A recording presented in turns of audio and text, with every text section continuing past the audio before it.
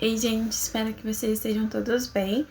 Eu trouxe aqui hoje 2 questões sobre a origem da vida para a gente relembrar alguns conceitos importantes e também revisar um experimento que foi muito relevante na construção dessas teorias sobre a origem da vida.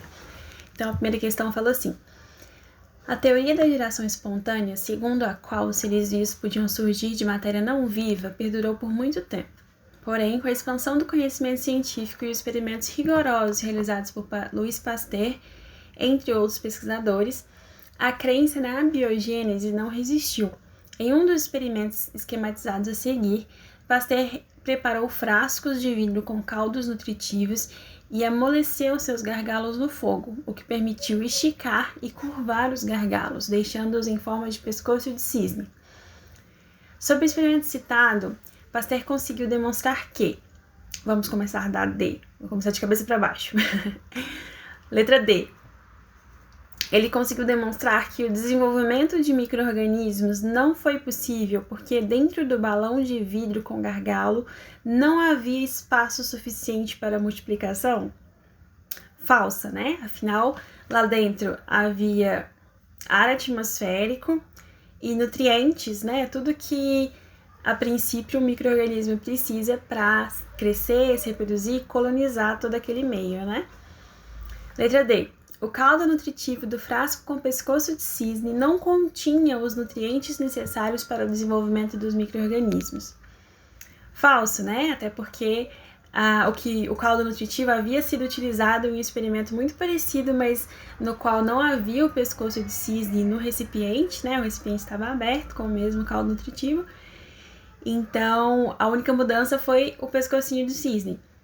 E outra coisa, o caldo não era um caldo muito seletivo, né? Um caldo com nutrientes que micro-organismos generalistas conseguiriam se alimentar e se reproduzir e colonizar, né, aquele espaço.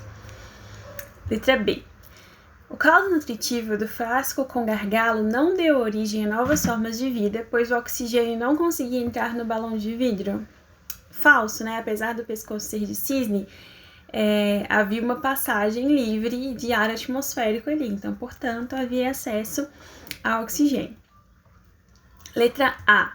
A contaminação do caldo nutritivo se deu por micro-organismos provenientes do ambiente externo que conseguiram atingir o caldo após a remoção do gargalo.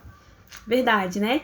Então, esse pescoço de cisne fazia com que os micro-organismos ficassem depositados nessa primeira curvinha do pescoço.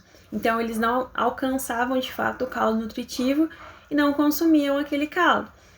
Mas uma vez que se quebra, né, ali no número 5, esse gargalo, os micro-organismos deixam de ficar depositados no início do pescocinho de cisne e passam, então, a serem depositados no caldo e a consumir, né, fermentar e degradar aquele caldo. Beleza? Então, esse é um experimento muito importante, né, que coloca em prova a abiogênese, certinho? Vamos para a segunda questão. A segunda questão, ela traz várias teorias, né, sobre a origem da vida. E a gente vai rever cada uma delas. Vamos lá. Relacione corretamente as teorias sobre a origem da vida com suas respectivas características, numerando os parênteses abaixo de acordo com a seguinte indicação. Então, número 1, abiogênese, número 2, biogênese, 3, panspermia, 4, evolução molecular. Vamos então no primeiro parênteses ali. Qual teoria afirma que a vida na Terra teve origem a partir de seres vivos ou de substâncias precursoras da vida provenientes de outros locais do cosmos? É a biogênese, panspermia ou evolução molecular? No caso, é a panspermia, né? Então, a panspermia diz que a vida na Terra ela é resultante de uma colonização por outros seres vivos que vieram de algum lugar do espaço ou de substâncias que seriam precursoras mesmo da vida, mas que não tiveram origem na Terra, e sim em outros corpos celestes, em outros lugares do universo. Vamos para o segundo. Qual teoria diz que a vida surgiu a partir de evidências irrefutáveis de testes rigorosos realizados por Redi, Spallanzani, Pasteur e outros que chegaram à conclusão de que seres vivos surgem somente pela reprodução de seres de sua própria espécie. Então, qual das três? Abiogênese, biogênese ou evolução molecular diz que seres vivos podem se originar apenas de outros seres vivos de uma mesma espécie. A segunda, né? Número 2, biogênese. Vamos para o terceiro parêntese. Qual teoria considera que a vida surgiu por mecanismos diversos, como, por exemplo, a partir da lama de lagos e rios, além da reprodução? Então, a gente precisa saber, né, qual das duas, a biogênese ou a evolução molecular. Qual dessas diz que, a partir de matérias inanimadas diversas, poderia surgir uma vida complexa? Então, é a abiogênese, né? Então, tem inclusive vários experimentos, né, que não eram completamente observados, não seguiam um método rigoroso e que poderia ser reproduzido, que diziam que, por exemplo, a partir de panos, né, roupas sujas, um pouco de pão, poderia surgir camundongos. Então, a partir de matéria inanimada, né, poderia surgir um tipo de vida complexo, como um camundongo, por exemplo. E o que acontece é que, na verdade, as pessoas não observavam o suficiente para ver que os camundongos iam até lá, e como tinha comida, era quentinha, era um ninho perfeito para eles ficarem. Enfim, então, o terceiro parêntese corresponde à abiogênese. Então, vamos para o último, que só sobrou uma, mas é importante a gente ler certinho. A vida é resultado de um processo de evolução química em que compostos inorgânicos se combinam, originando moléculas orgânicas simples que se combinam, reproduzindo moléculas mais complexas até o surgimento dos primeiros seres vivos. Quem diz isso, né, é a evolução molecular. E eu já vi algumas pessoas perguntando sobre em que ponto a evolução molecular romperia com a abiogênese.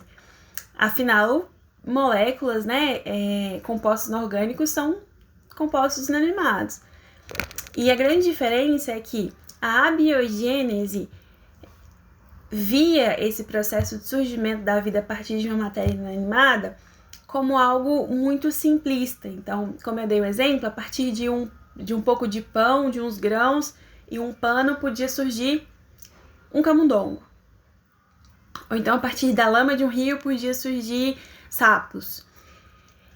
Não existe aquele passo a passo, né? A evolução molecular, ela traz, a partir, assim, de uma construção de milênios e milênios e milênios de anos, né?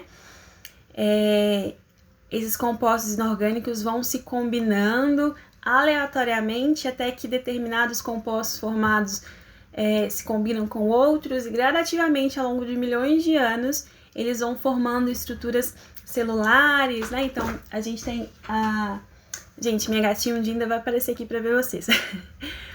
Então a gente tem, por exemplo, a molécula de RNA, que é uma molécula que acredita-se que inicialmente, por ter uma capacidade catalítica, né, e também de carregar as informações que hoje a gente conhece, que servem para produzir proteínas, possivelmente foi uma das primeiras moléculas que precedeu a existência dos seres vivos. Então, seria uma molécula precursora dos seres vivos.